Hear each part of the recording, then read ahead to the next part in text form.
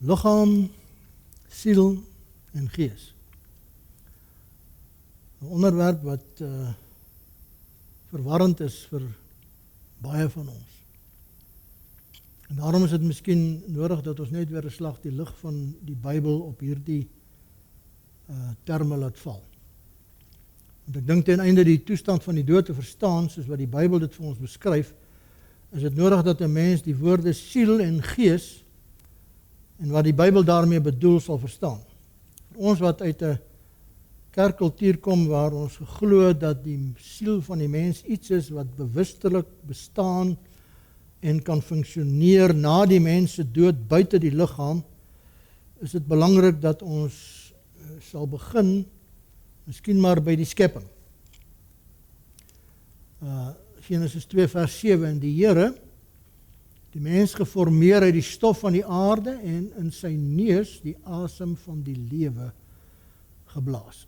So het die mens dan 'n lewende siel gekry. Nou ek lees dit spesifiek so, want dit is hoe baie mense dit lees. So het die mens dan 'n lewende siel gekry. Dis nie wat daar staan nie. Daar staan so het die mens 'n lewende siel geword.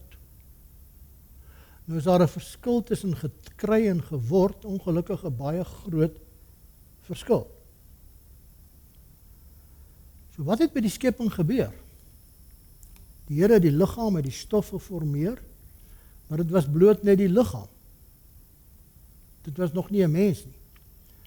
Ten einde die mens te laat voorskyn kom, het die Here wat gedoen? Hy het die asem van die lewe in daardie liggaam ingeblaas, en die Bybel sê, so het die mens dan 'n lewende siel geword. 'n lewende wese geword. Nou, die teenoorgestelde is ook waar, as jy 'n liggaam, 'n lewende siel het, en jy neem die asem weg, wat het jy dan? Of wat bly oor? Die antwoord is eenvoudig weer 'n lewelose liggaam. So nou is dit belangrik dat ons na hierdie woord siel kyk. Die woord siel in die oorspronklike is die woord nefesh. Nou hy word 745 keer in die Hebreëus gebruik. En 473 keer met siel vertaal, 120 keer met lewe, 30 keer om net die persoon self aan te dui, 15 keer om die hart, as die hart vertaal, 9 keer as 'n wese. Die hele punt wat ons hier graag net wil maak is dat nie een keer uit daardie 745 keer word hierdie woord gebruik as iets wat jy ontvang het van buite af of iets wat buitekant die mens se liggaam kan funksioneer nie. Maar elke keer word dit gebruik as iets wat die mens is. Jy is 'n lewende siel. Ek is 'n siel, jy's 'n siel. Ek is 'n lewende wese, jy's 'n lewende wese. Nou, 'n ander teksvers sê vir ons, en die stof na die aarde terugkeer soos dit gegee gewees het, en die gees na God terugkeer wat dit gegee het. Hier word die woord gees nou gebruik. Dis weer 'n ander Hebreëse woord, en dis die woord ruach. Ruach. Vertrou nie op prinse, op die mensekind, by wie geen heil is nie. Sy gees gaan uit. Hy keer na sy aarde toe terug. Daardie dag is dit met sy planne gedaan. Die woord ruach. En hy het eenvoudig maar net 'n paar betekenisse. En dis al betekenisse wat hy het. Asem, gees, wind, lewensasem. Maar niks wat buitekant 'n liggaam lewendig kan funksioneer nie. Met ander woorde, inderwaarheid beteken die woord siel en gees presies dieselfde. Daar is nie 'n verskil tussen jou siel en jou gees in Bybelse konteks nie.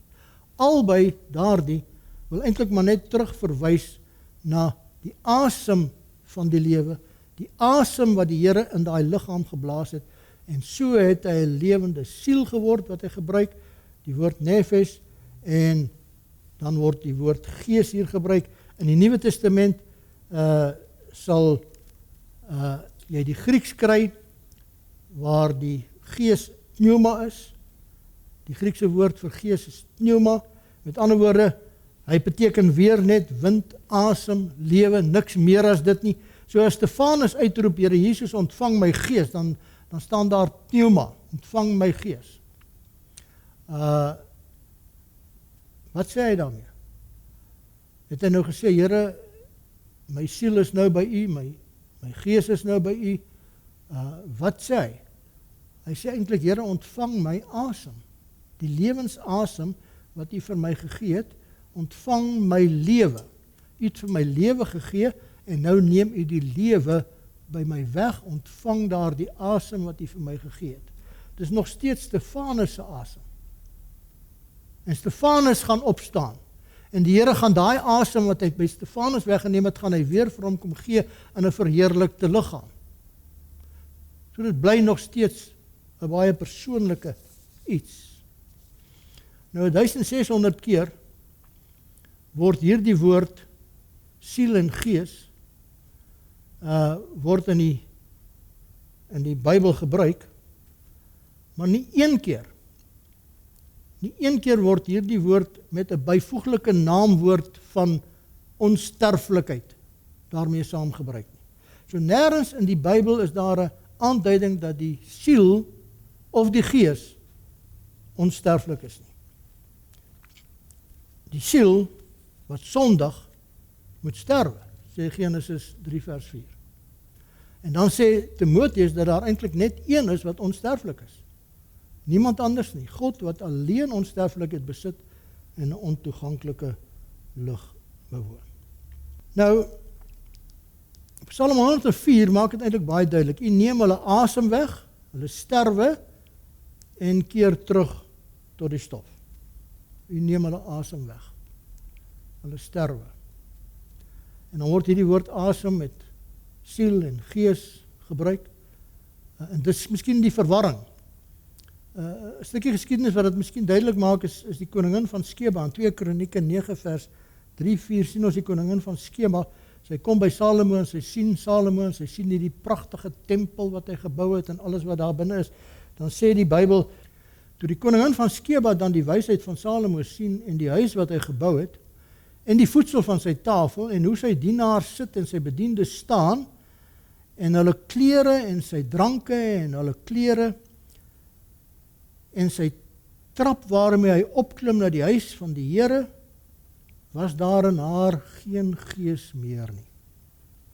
Daar was in haar geen gees meer nie. Toe sy die skoonheid van hierdie tempel sien, toe was daar in haar geen gees meer nie. So wat is die direkte vertaling? Haar asem het daarvan weggeslaan. Dit was vir haar so oorweldigend, dat sy amper flou geword het. Haar asem het weggeslaan.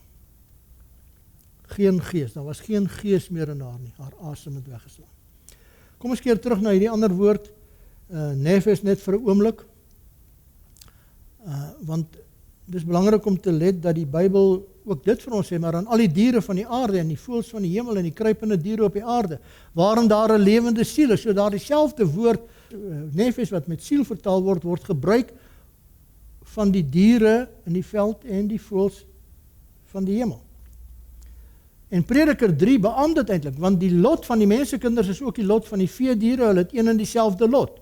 Soos die een sterwe, so sterwe die ander, en hulle almal het dieselfde asem. En die voorkeur van 'n mens bo die veediere is daar nie, want alles is te vergeefs. En dan sluit Job ook daarbey aan. Wie het aan die Here die aarde toe vertrou en wie het die hele wêreld gegrond?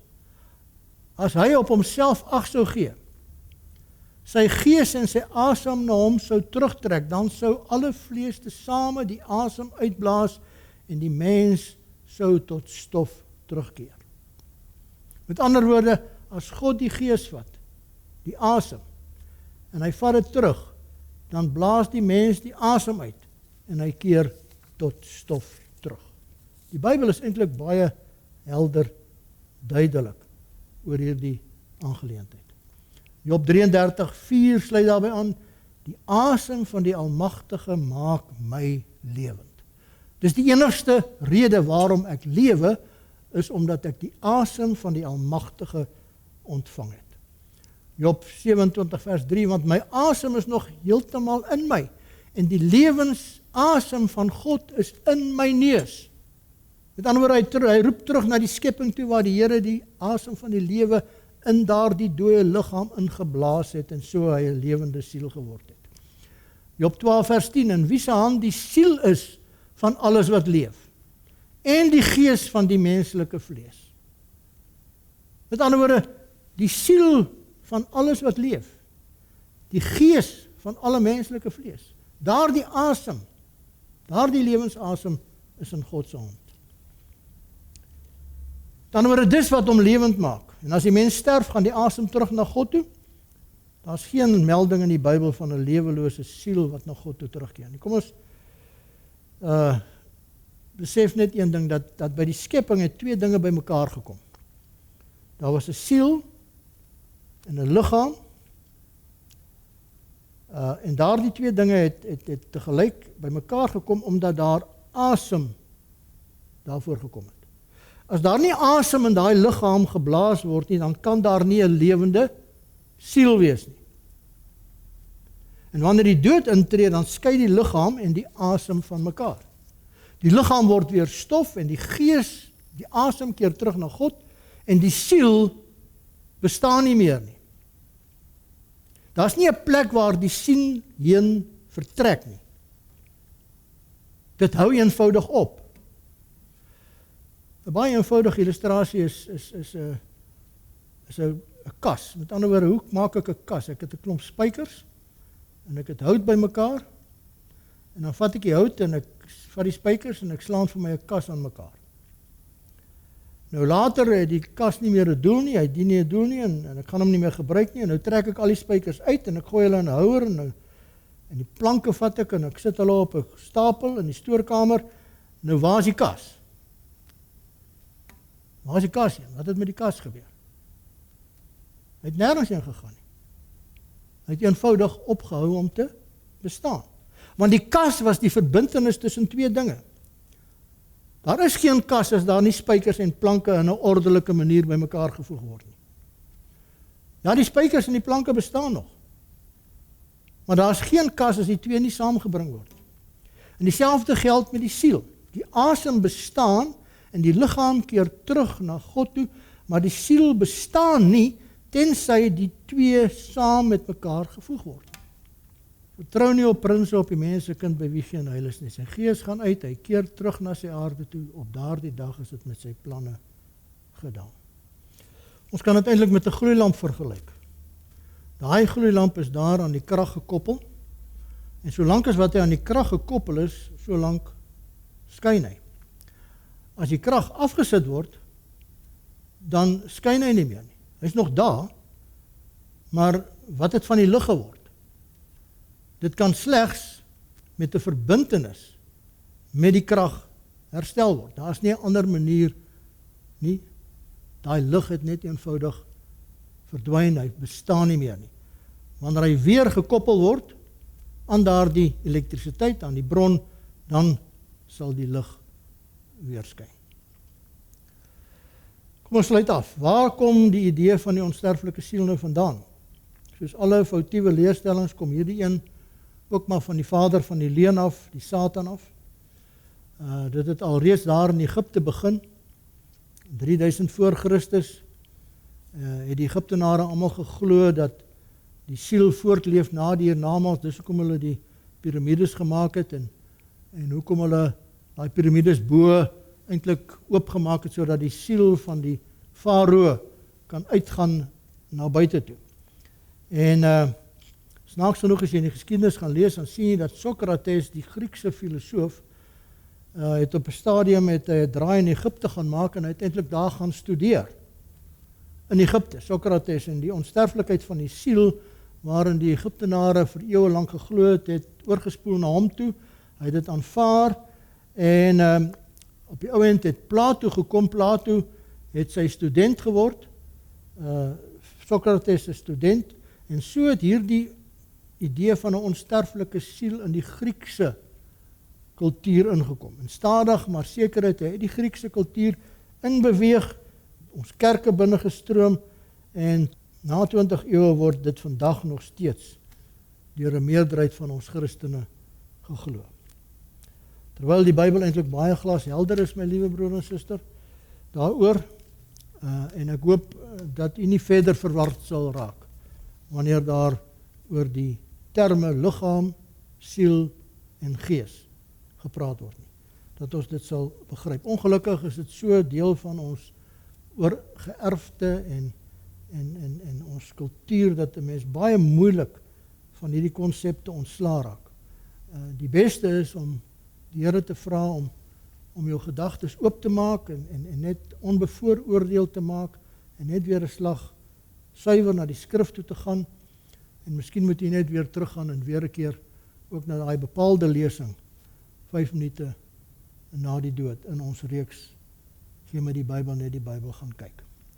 Ek sê weer dat dit moeilik gaan wees om al hierdie vrae wat ons nou reeds beantwoord het te verstaan as jy nie eers daardie basiese lesing oor 5 minute na die dood gesien het nie. So doen dit eers en mag die Here vir u help, mag die Here vir u seën. Ek dink dit is 'n baie belangrike, uiters kritiese onderwerp. En dit is die een groot misleiding wat op hierdie tyd die kinders van die Here totaal verwar. Mag die Here vir u lei op die pad van die waarheid, wat ongelukkig net in een plek te vind is. En dit is hier. Wat sê die Bybel? En net die Bybel. En niks en niemand anders nie. Mag die Here ons help.